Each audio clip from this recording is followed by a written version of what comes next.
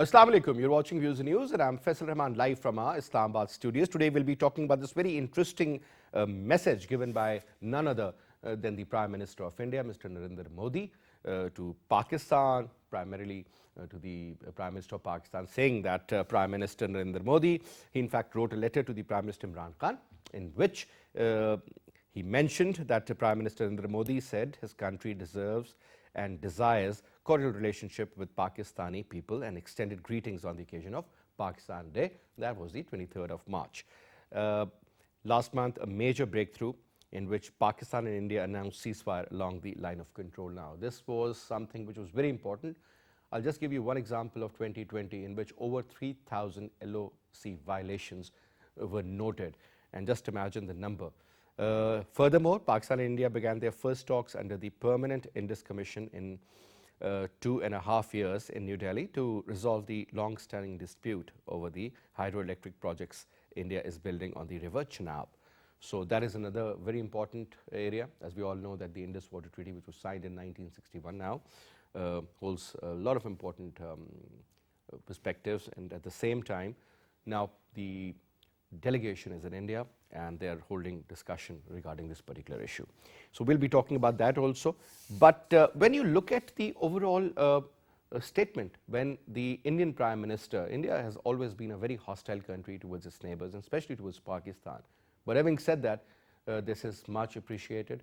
This is accepted very positively, and definitely Pakistan is going to reciprocate in the similar message. But having said that, again, this is an SOP. All the heads of states normally issue such letters to all the neighboring countries or otherwise, in which they congratulate them on their international important days and regarding the kind of relationship. And obviously, everybody talks about improving the relationship. Nobody talks about having some sort of a bad understanding between the countries. So what exactly is brewing in Modi's mind? Are they really looking forward to have a better relationship with Pakistan and the Pakistani people? Do you think this kind of tension which prevails almost all the time on the borders, on the LOC, on the working boundary, is it going to be very much in control? Or you believe that after maybe a year or so, again, things would be the same? Because it is not only Narendra Modi, primarily you talk about Amit Shah and his statements, you talk about the security advisor, National Security Advisor of India, Mr. Ajit Doval, Mr. Amit Shah, or you talk about Mr. Jaishankar, or even Narendra Modi sometimes has issued very strong statements against Pakistan. But today we'll be looking at this relationship in a very different perspective, that can these two countries in the third decade of the 21st century really want to have a better relationship? Because if you look at the geostrategic importance of these two countries, I mean, you can't undermine Pakistan, you can't undermine India. Obviously, you can't change your neighbors. You can't put Pakistan and place it in Europe.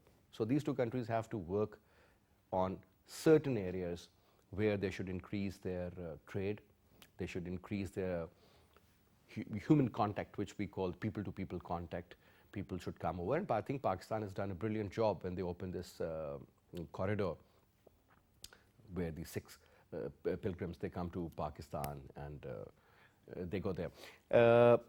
To talk about this, let me introduce you to our panelists. We have with us on our right in our studio is Dr. Nazir Mahmood Saab. Nazir Mahmood Saab is a columnist, is a writer, is a senior journalist. Nazir Saab, thank you so much, sir, for your time. My pleasure. And we have with us Mr. PJ Mir Saab, Parvez Jamil Mir Saab. He's a senior journalist and an anchor person, and he's joining us on Skype. PJ Mir Saab, pleasure to have you, sir. Thank you so much for your time. And we'll be talking to Mr. Zamir Akram Saab, former ambassador to India, senior diplomat. Zamir Akram Saab, pleasure to have you in our show as well, sir. Thank you so much for your time. But let me put this first question to you, Nazir Mahmood Saab. Now, when we look at that kind of a statement, a letter issued by the Indian Prime Minister congratulating the Pakistani Prime Minister on the occasion of 23rd of March, Pakistan Resolution Day, a lot of people believed that this is a great gesture by the Indians and Pakistan should reciprocate and we should receive it very well and we should do all what is required and is necessary in order to improve the relationship. But sir, at the same time, a lot of people do believe that we can't trust them. There is an absolute trust deficit, and whatever this man says, he doesn't mean it. Let's start off hearing it from you, sir? Well, we can look at it in both ways, I think, positively and negatively. But I think we should first talk about positive aspects of it. This is a positive step, and though such congratulatory messages are a norm in other countries also. Whenever a country celebrates a national day, other countries, especially neighboring countries, send messages. But this particular message has a certain background of past at least 1 month. Exactly 1 month ago, we had this ceasefire agreement. I think it was 25th of February, when a joint statement of ceasefire at the line of control, which has sustained for over a month now, which was a positive step. Then messages from both Prime Minister Imran Khan and our army chief, both of them reiterated Pakistan's resolve that Pakistan wants cordial relationships, and the ball is in India's court. Both of them, Imran Khan and General Bajwa, both of them clearly mentioned that. So at least, behind this letter from Modi, there are 3 at least steps that were taken earlier. One, the ceasefire, then positive statement by Imran Khan, then positive statement by General Qamar Javed Bajwa Sahab. So I think that this is a positive step, and it can go either way. Looking at it positively, I'll talk to negative aspects later on, but let's first discuss positive things. The whole situation in this region is changing now. Afghanistan, the Biden administration wants to withdraw from Afghanistan. They want peace there. There is no doubt about this. And they want a peaceful resolution in Afghanistan. And peace in Afghanistan is not possible unless Pakistan and India also sit together and stop using Afghanistan as a battleground for their proxy war. Exactly. So this is tied with that. And then India, I think, especially Modi government, has realized that its policy is not working both internally and externally. Externally, why? Because in the talks in Moscow, their close friend Russia did not even invite India to participate in the talks, Afghan peace talks in Moscow. So that shows that Modi administration has realized that probably they need some change of policy. Do you think they have been sidelined as far as the Afghan peace process is concerned? To some extent. To some extent, yes. But and this letter, is it a reaction in that context? It may be, yes, it may be, because probably Modi administration realized that there is a pressure from both Russia and from America, Biden administration, that India should stop using Afghan soil against Pakistan, and Afghanistan should not be, as I said, should not be used as a battleground for proxy wars like that. So this is one aspect. Secondly, internally, if you look at India, Modi administration is under tremendous pressure from farmers' protests also, and internally COVID crisis that India also has not been able to cope properly, though the number of deaths is not that much, but still. So there is an internal pressure over various steps that Modi administration has taken. So it might be one step forward so that the Modi administration can show that it is serious and it is trying to do some positive things. So these are positive aspects. Negatively speaking, it might end up like any other message, because we have seen positive steps in the past also. Nazir Saab, we have seen so many times that Pakistan has issued, or rather given, the status of the most favored nation to India. And within no time later on, there were threats coming from the Indian side. So that is something which eventually leads to an absolute trust deficit. I'll just come back to you. Let me take the same point to PJ Mir Saab. Mir Saab, now tell us about your take on the same point. I'm sure you must have read about it, you must have gone through it, and since you're a senior analyst, how do you see this equation, sir? What he said, does he really mean it, or is it just an SOP? There's a lot of weight in it.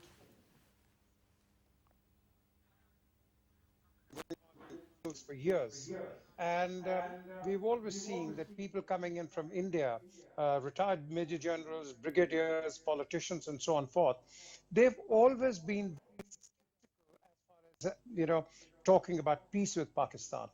Now here, okay, India's got problems, COVID problems, unemployment problems, farmer problems, but more to the point, they've had these problems, including the indigenous these upheavals for a long, long time. So they don't really care. So what brings them onto the table? Now there is talk that, of course, with UAE, China, UAE, United States, and of course Saudi Arabia on one table, and UAE coming in and brokering a talk. Now, where does UAE fit in? I mean, how do they come into the equation of trying to see that on the one hand there are hundreds and thousands of Muslims, Kashmiri Muslims being massacred, and yet on the same breath they want to broker a talk. Okay, it's a good omen, it's a good start, but how long can we continue on this good start? This time will only tell us. I think at this present moment in time, as you mentioned in your prologue, that yes, it's an SOP, it's a diplomatic SOP. You send letters and felicitations and so on forth. But again, you see, looking at Mr. Modi's track record in 2006 in Gujarat, and then his track record here in Kashmir, it doesn't speak very much about it. Now, here we have to study what Mr. Modi really wants. Does he want, just basically some sort of a ceasefire, a political diplomatic ceasefire, and then he regroups and comes back and takes Pakistan off guard, as he's done in the Articles 35 and other articles? So what is he going to trying to do? So I'll be skeptical. Yes, I'll still be positive, but I'll be careful because India has made the move, and I have to trust India on those lines. But at the same time, what about the world? The world says, as you mentioned, the world says, oh, great thing, India's done a tremendous amount of things. No, where was the world when all these killings were going on? Where was the world when, innocent people were being killed? So these are questions which will be raised. So today, I think what we have to do, what our current Prime Minister, our current Army Chief, our previous Prime Ministers and Army Chiefs, they've always said that we want peace in the region. Our foreign policy depends on it. It is basically, we want peace, tranquility, and, that sort of an attitude. But India has, please remember one thing, India today, some people will say, don't say it, but India will today, will always be seen as an aggressor in this region. We've never been the aggressors. We've always been the defendants. So we have defended, they've been aggressors, and the aggressors now want to ceasefire and have peace since, the 25th of February. But how long will this last? That again remains to be seen. But still take it skeptically. I'll be very cautious. I'll be very, I'll be extra and perhaps, listening to the Indian viewpoint. But if they come on clean, great. We are all there to have peace in this region. I totally agree with you, sir. One has to be very cautious. Mir Sahab, I'll just share something with you, and I'm sure you will totally agree with that. Way back before this Swat operation was launched, the then Chief of Army Staff, General Kiani, called a few journalists that included Hamid Mir Sahab, there was Sana Bucha was there, a couple of female journalists as well as Kashif Abbasi, Talat Hussain was there as well. I was also invited along with Mujahid Barelvi. So these are the names I remember. Then I had asked a question in that meeting, and General Kiani said that two things are very important when you talk about Pakistan and India. One is about the intention of the enemy or the adversary, and second is about the capacity and the capability of the enemy. So as far as the capability and the capacity is concerned, you can't change it overnight. But when it comes to the intentions of the enemy, yes, they can change. And sir, we are well aware of the kind of intentions which prevail in the Indian hierarchy and the top decision-making minds, I would say, sir. So trust only comes with time, sir. What do you say? I totally agree with you. You see, here, I mean, for argument's sake, all of a sudden, we take on India's word as gospel, and then the next minute, we see that India's, already preparing for some sort of an offensive, particularly in the line of control, as we've seen in the past. So we have to remain prepared. We have to be going on as we are, but on the diplomatic front, we go as long as it stretches out as far as India is concerned. Now, if India wants to come out, I think it has to play a major role in coming to us for further peace. Now, as we've seen, We have one statement, and then you get another statement, and this has been continued. India has been decrying. You know, they've been, you know, as Amir Haider Saab was there in the United Nations, when, you know, they've been sort of, calling us all sorts, including terrorism, state terrorism, government terrorism, all sorts of, connotations. But today, I'd like to see, first of all, if India is stretching this olive branch, well, please let them go out and tell the world we have extended an olive branch not to terrorists, but people who love peace, people who want peace. And now, when this statement comes out on an international podium, I think that is where we'll, I think, make some headroom. But just between India and Pakistan, well, we've had plenty of talks since 1947, since 48. So that means neither here or there. No one respects the United Nations Security Council's resolutions, well, particularly India, as we've seen with these articles being enforced. So I would expect India, if they really mean business, go out on the international frontiers, go out and tell the, members of the Senate, members of the Congress of the United States, members of the Parliament in the UK, because they've got friends of India, we've got friends of Pakistan in the British Parliament. Well, let's go out and, start this. Because, if you start this sort of a dialogue rather than a monologue, believe me, we will make, progress like no ends. As our Prime Minister said, look, we have no issues in trading with you, but let's talk, and have people-to-people contact. We've had the closest, I tell you, encounter towards peace has been during General Musharraf's time. You go and look into it. You even read the foreign minister at that time, Kasuri Saab's book, Yes. Neither dove or a hawk. So what I would say is that, look, we've got to get our ex-foreign secretaries, people in the foreign service, create a think tank here. Create a think tank who've been following the relations between the two countries, and let them be an advisory body to the Foreign Office as well as to the Prime Minister. This will help a long way, because you get new novices and rookies coming into the Foreign Office. Look, they're not well versed with what has been happening on over the years, over the past 70 years between our relationships. So I've suggested to the Prime Minister as well, look, we need former foreign secretaries to play a pivotal role into establishing solid relations, not, let's say, an ad hoc relationship between the two countries. And obviously, Mir Saab, ad hoc relationships cannot be fruitful, especially when you have two nuclear neighbors, with the daggers drawn towards each other, and that is actually the problem. But let me take the same point to Zamir Akram Saab, the former ambassador to India. Zamir Akram Saab, Assalamu Alaikum. So I think he's going to join us in a little bit, but let me put this point to you, sir. As Mir Saab just mentioned, that the senior foreign secretaries, former ambassadors who have worked in India, and those who were very closely knitted and connected when it comes to the issues related to Pakistan and India, whether you talk about the border issue, LOC issue, trade, for that matter, the bus service, the train service, Creek issue. Kashmir is a separate chapter altogether, or even for that matter, when you talk about the fishermen issue. We haven't heard much about that, but that used to be a very constant feature.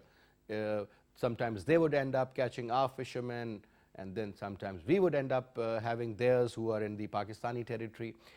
Now the point is, sir, that good measures, good steps, good gestures, they are very important. Important because they will pave way for the future relationships, sir. Simple as that. But sir, when you look at the past, whenever, as they say, you've extended the olive branch. Yes, sir, they have taken the olives, but they haven't done anything in return. But at the same time, sir, a lot of people do believe that due to the current situation in Afghanistan, I won't use the word that the Indians have been checkmated or something of that sort, but yes, they are under pressure. And perhaps the Americans have some sort of an influence over them for the future transactions, perhaps in the military or otherwise, because the strategic partnership is growing. You talk about the Indian equation with the American. I think that is great, and whenever the Democrats are there, it's even better. And then you talk about the Quad. The first important meeting that was held by the Americans, Mr. Joe Biden's administration, was regarding Quad. So you have to, it's a very thin line, isn't it, sir? Your take. Yes, Quad is an important factor which was initiated lately a couple of years back. But Quad can play both positive and negative role. If Quad is used, at the moment in Quad there is Japan, Australia, India and America. And of course Biden administration would like Pakistan also. This might be a factor behind the scenes, that the American policy. Sir, we have heard that I'm not sure that the Indian forces would be doing a joint exercise with the Pakistani forces. Well, this is a tussle During essentially. the SCO, this has happened. Yes. So essentially, this is kind of containing China also. So if Quad expands and Pakistan, I think what Biden administration wants, if there is better relationship between Pakistan and India, which everybody wants, we also want, Saudi Arab wants, UAE wants, Afghanistan wants.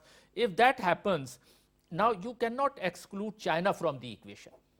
So if Biden administration wants better relationship between Pakistan and India, and their friends, American friends, UAE and Saudi Arabia play that role in this region, welcome. I mean, they can play that role.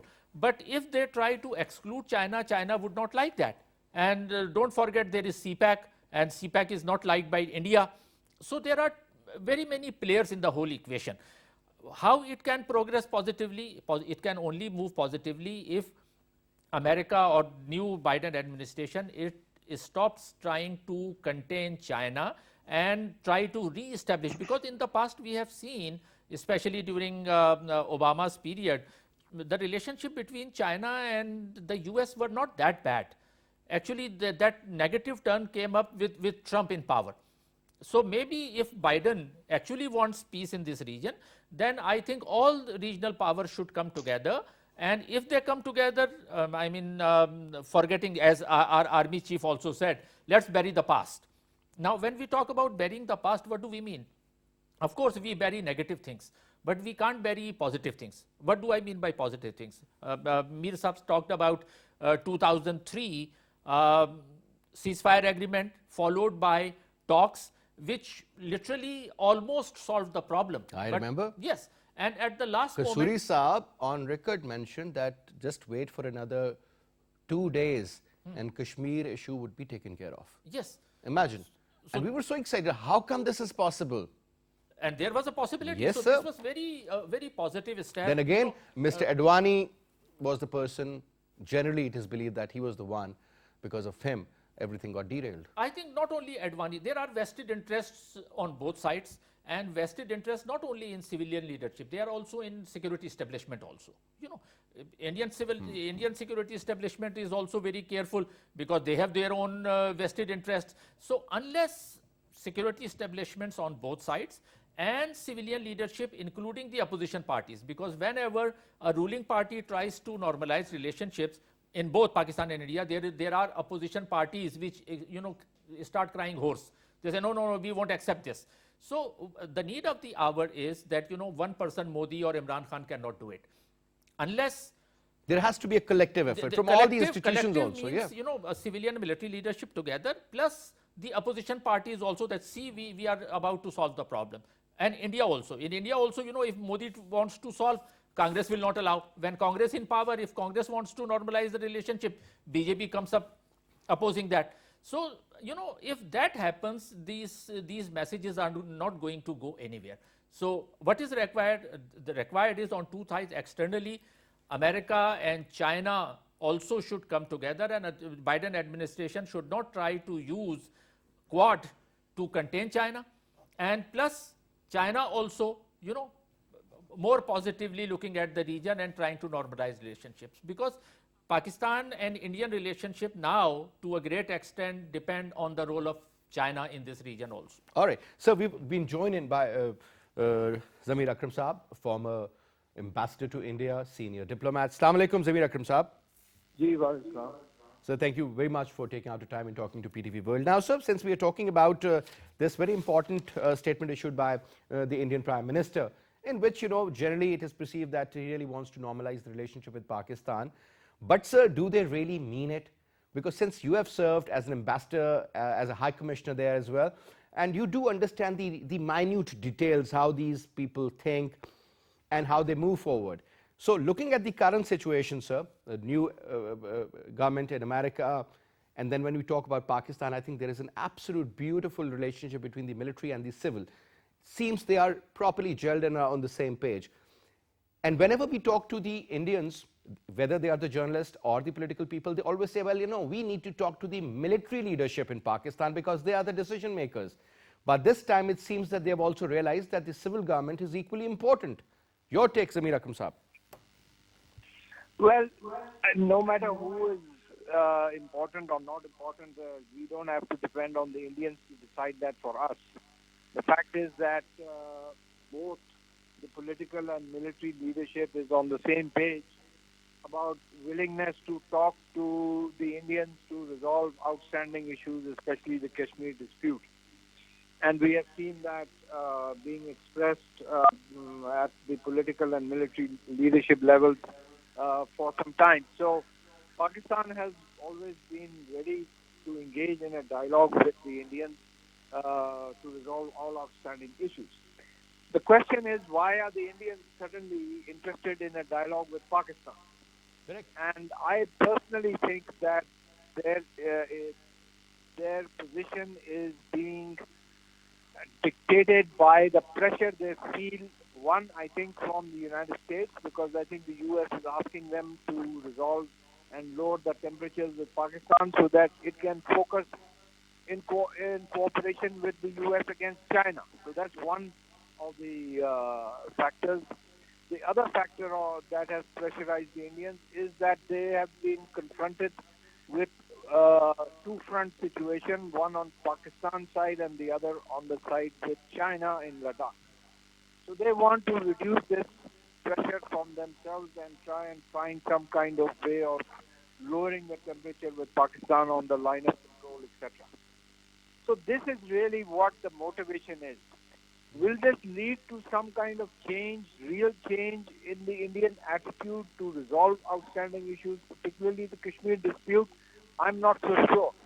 But I'm ready to give it, I'm ready to try it out. I think we should try them out without raising our expectations about how they are going to behave. And if we see that they are repeating the same old approach, the same tactical approach of engaging us in endless dialogue without really solving any problem, then I think that we will know that this again is another facade that they are engaging with Pakistan.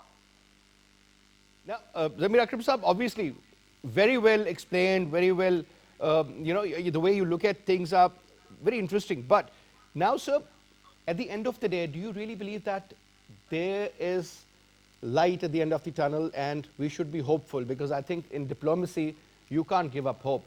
Do you see, I'm not saying that the equation between the two countries would be just fantastic, but at least reasonable. What sort of steps do you think the Indians need to take in order to show and in order to make sure that that trust deficit which is there, that level should be lowered, A. And what do we need to do in return, sir? Well, I think that the Indians should start by restoring human rights, respecting human rights of the Kashmiri people. They should start by releasing all the political prisoners, all the people they have put in prison, by opening up the state, removing the kind of lockdown that they have imposed in Kashmir. That is a gesture that they need to show in order to demonstrate their seriousness about addressing the Kashmir dispute. That can open up the way, as the Prime Minister herself said, that the Indians now need to take the first step to show if they are serious. And I think this is the kind of step they need to take. Is there any light at the end of the tunnel? Frankly, I am a pessimist as far as India is concerned. I don't think there is any light at the end of the tunnel as long as Narendra Modi or his BJP is in power.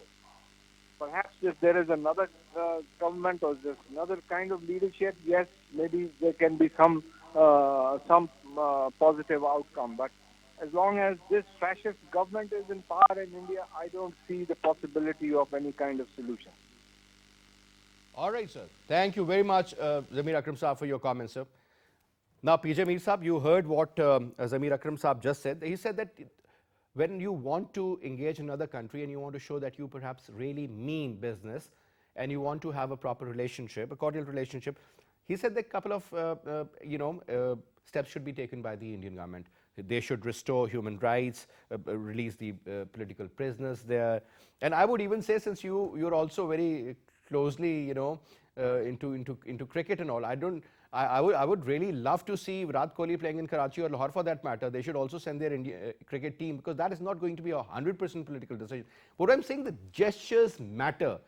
When it comes to people, sir, we don't hate each other that much. I mean, it is primarily the Indian political policies against Pakistan that make us hate them or dislike them. So the case is with the Indians, sir. Do you think these couple of practical measures, if taken or initiated by the current Indian government, would be a great step? But perhaps at the same time, Zamir Akram Saab, he says that I do not see light at the end of the tunnel. You can't trust them at all, sir. Your take. Well, Faisal, look, the tunnel has been damaged far too much over the past 70 years.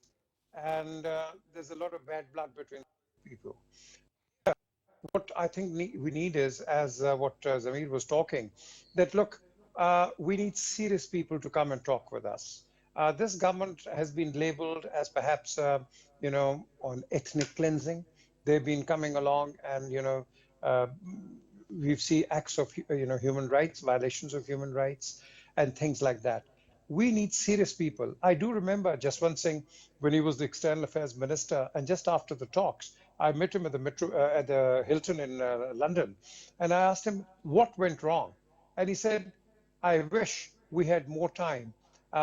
We might not have been able to finish and complete the Kashmir, situation, but we would have resolved at least 90 to 95% of our problems between the two countries." And and he explained, gave a lengthy answer on camera. But here, what we do is we don't have serious enough people who can come and can be trusted. I agree with Zami, because the track record isn't that bright. And because of that, I guess that negativity which we've seen, and of course this ethnic, ethnicity situation coming into it, we need to be more clear. We can't be just jumping the gun and all of a sudden, taking over the bouquets which are being, shown our way. But still, I'll still open my doors. I'll still, I'll still, say, come along and have a dialogue with us. But where do we stop and where do we end? That's I think what needs to be seen. Now, as what he said, is because Israel is part of that nexus? Is it because we are getting pressure from them to come along and have a good relation with the Americans and this nexus? Is it because they want to isolate us from China or even Russia, which is now opening our doors to us? So this is going to be a big tussle, and this tussle can only be resolved because, remember one thing, Faisal, these superpowers, they don't have any love lost for any country. They look at power structures. Absolutely. One day they'll use us. The next day we are out like sugarcane. And this is what's been happening with us. So today, I think the global nexus has changed. China has emerged. America is careful. America is now, as what Dr. Saab has said, America perhaps has misused this position during Trump's time in power of dislocating itself from the Chinese side. So again, they need to be building bridges. We need to be building bridges. Where does Israel fit in? This is again going to be, I tell you, a major situation, because if tomorrow something happens, remember one thing, the Muslim world and of course Israel, and of course the problems which Saudi Arabia is facing, and of course which the UAE will eventually get the brunt of it. This will change our situation, our local political situation altogether, because don't forget about Iran. Iran is also out there. And I've seen, when I cover the war, the 2006 war, Hezbollah war in Israel, I know exactly what they feel about Iran.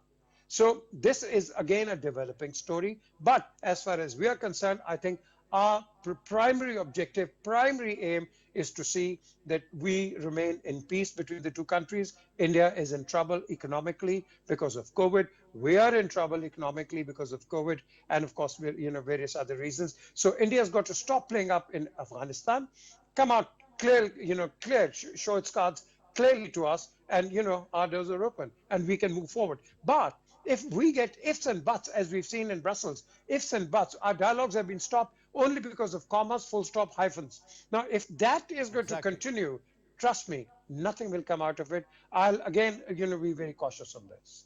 Sir, I was once in India, and honestly speaking, there was this backdoor diplomacy channel, and you mentioned about the full stops and commas and inverted commas. This was the actual problem, and it took about 4 hours to sort of print 2 pages, sir.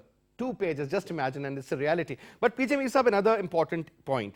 Since Pakistan has been in the American camp for such a long time, members of CENTO, CETO, and we had a different equation altogether. India was always in the camp of the Russians. So now Pakistan has, a great relationship with the Chinese, getting better with the Russians. So the capitalist Americans, socialists, and the communists, this equation for Pakistan, sir, is it a recipe for disaster, or is it a recipe for a better future? Number one. And the second is, sir, because Pakistan has inclined towards the other camp, do you think this really suits the Americans, or they're trying to, create that kind of an equilibrium, First of all, Pakistan took its first media delegation a year before last to Moscow and St. Petersburg. Out there, Faisal, believe me, there was this lady Mona Alam from PTV, she also went there. Believe me, they were totally indoctrinated by the Indians of what we are, and how bad we were and how negative we were. Until the time we went and explained ourselves, it was a different reception altogether, because this is what India has been doing and is still doing outside in the world. Now, how do we change this? We can only change it by having sensible and serious talks. Sensible and serious talks do not happen. As to what some political leaders, particularly Chaudhry Shujaat, ask him, he'll say, the same files 70 years ago are put in front of you in serious discussions. The same files are closed, and then they gather dust for the next 5 or 10 years. And this is what has been happening. Nothing at all has happened. So what we need to do, first of all, here from our side is get the Kashmiris on board, because we don't take Kashmiris, and the Indians, of course, they don't even think about having Kashmiris on any center of dialogue. If you remember, Abdul Basit, who was our High Commissioner in India, he wanted to talk to the Kashmiri leadership, and they even came along and probably closed our embassies there and threatened a lot of action. So what we need to do is the 4 parties, we need to sit down, talk with each other. India has got a problem. We've got to understand that Kashmir, as far as they're concerned, they have inducted it as an integral part in their constitution. So this political party cannot resolve Kashmir. The entire political spectrum has got to be sitting in the Rajya Sabha and Lok Sabha and all, to discuss this, and only then we will have some kind of a positive outcome on Kashmir. Otherwise, it will not happen. We live in we live in something like Alice in Wonderland. We live like that. They live like that. They've got plenty of problems. They think that if we are lenient or casual on Kashmir, then of course they've got the Nagas, the Mizus, the Tamils, and then of course the Kerala, Assam, Tripura. I mean, they've got 27 federations which they're concerned about. So they've got to be looking at their side. We've got to be looking at our side. And what I feel is, I think if we, both India and Pakistan, give complete autonomy to the Kashmir on both sides of the border, I think that is going to be the eventual outcome of it. Otherwise, there'll be always a conflict looming in the background. And how do you overcome it? Well, now both the countries are nuclear powers. I hope it doesn't reach to that. And dialogue is the only way forward, where we can move forward. Dialogue, sir. We've heard so much about comprehensive dialogue, meaningful dialogue, an absolute proper dialogue in which issues should be sorted out. that hasn't worked yet, sir. Is it the intention behind the dialogue, or is it the real issue on table, sir? Because when it comes to Kashmir, it's a simple example. We call it Shahrag of jugular vein, right? The Indians call it a two-tongue that cannot be separated. The point is, sir, when these two countries have this kind of a narrative on a piece of land, whatever the actual issue is, because if the actual issue was addressed the right way by the United Nations, it would have been sorted out much before. Oldest outstanding issue in the UN. And obviously, sir, as PJ Saab also mentioned, that the superpowers, their interest matters. You could be used as a pawn at the end of the day, and you have been used as a pawn. Yes, So that's the point, sir. You think they will actually sort this issue out, or that is, for the that is larger main- interest you know, of their own unless economy, they really want issues to both be... India and Pakistan, as Mir Saab also said, both India and Pakistan, unless they are in a flexible position. Pakistan, as you said, Pakistan calls Kashmir a jugular vein. I think this is a wrong analogy. We should not use that. Because if we use that, the jugular vein has already been cut by them, because they have annexed it, and we have not been able to do much. From Indian side, if they keep saying Akhand Bharat, United Bharat, which includes whole of Kashmir, again they can't do it. So the solution, Pakistan cannot occupy the whole of Kashmir, India cannot occupy the whole of Kashmir. We cannot fight and defeat each other. Both of us are nuclear power. So that solution of one country having the whole of Kashmir is out of question. Two other possible options are: one, making it an independent country, Kashmir. Again, Pakistan and India would not like to see it as independent country. The only possible solution, again going back to General Pervez Musharraf, though I did not like him in so many other ways, but at least in one way, he was about to solve the problem. And I think if we want to solve the problem, we should show flexibility and start from General Pervez Musharraf, from where General Pervez Musharraf left, give maximum autonomy, as Mir Saab said, to both sides of Kashmir, except probably the line of control as the border, without trying to invade India or India trying to invade Pakistani side of Kashmir. That is possibly the only solution. But I don't think that under Modi administration that is possible, because Modi is a fascist regime, BJP is a fascist party, there is no doubt about it. The way they have been so anti-Pakistan, that is what the problem is. The way they have been dealing with their own people, curbs on media, arresting opposition, putting them behind bars, all these show, and then Hindu supremacist policy, they have undermined democracy in their own country. So now we are in a quandary. We cannot expect Modi government to go that far. If Modi comes in opposition and Congress party tries to solve the problem, I think BJP will be the one to oppose that. So we are in a quandary. What we can do, at least, we can show some flexibility. And as I said, if both sides, under Modi or without Modi, if we are ready to start from where we left in 2003, probably that may be a solution. Otherwise, it will go on. Last point I will make, that it again depends on how relationship between America and China develop. It is not entirely dependent on Pakistan and India alone. But our relationship depends on their relationship. Exactly. That's what I'm saying, that how Pakistani and Indian relationship develop will depend on how America and China under Biden administration move forward. If they are able to develop some cordial relationship, as it was, as I said, in the past. Now look at Russia also. In the 1990s under Yeltsin, Russia and America enjoyed good relationship. But in the 21st century, again, they have a strained relationship. All right. So yes, so the only possibility is that America and China, if they come closer to each other, developing better relationship, that will have positive impact on us also. Otherwise, this will continue. Well, let's see, sir. Well, as the Prime Minister Imran Khan said, that the first step should be taken by the Indians, and let's see if they do it or they don't. If they do it, we'll definitely welcome and we'll reciprocate. Anyway, PJ Mir Saab, was a pleasure having you, sir. Thank you so much. Thank you so much, sir. And that's all we have for this up. I'll see you inshallah tomorrow at 8. Till then, you take good care. Khuda Hafiz.